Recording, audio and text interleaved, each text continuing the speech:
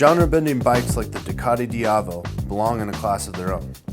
But that hasn't stopped MotoUSA from tossing the brutish Italian into our 2011 comparison reviews.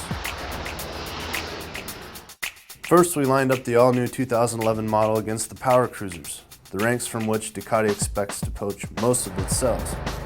The wildcard Diavel dominated in that test, so now we're lining it up against leader bike Streetfighters to see how it fares. The Diavel certainly doesn't lack for engine power, as its Testostart twin produces the most torque of the comparison. It also tops rear-wheel horsepower production.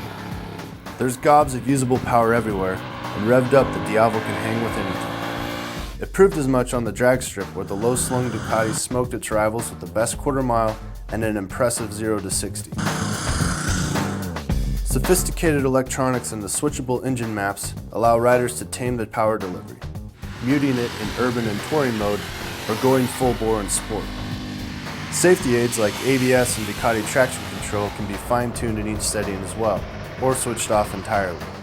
The Diavel transmission felt clunky and less refined in this test than expected, though its slipper clutch smooths things down on downshifts.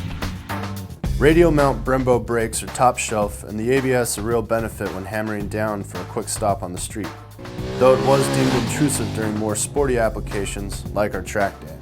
At 523 pounds, the Diavel's curb weight is 40 more pounds than the rest of the bikes in this comparison. It also sports the laziest steering geometry and longest wheelbase. And yet, it handles well. Much better certainly than a bike sporting a massive 240 rear should handle.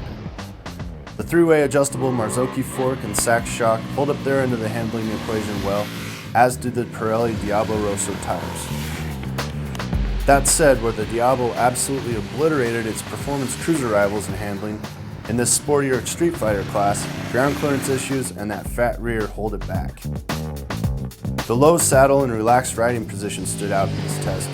So did the $20,000 MSRP for the carbon spec that we sampled, by far the most expensive.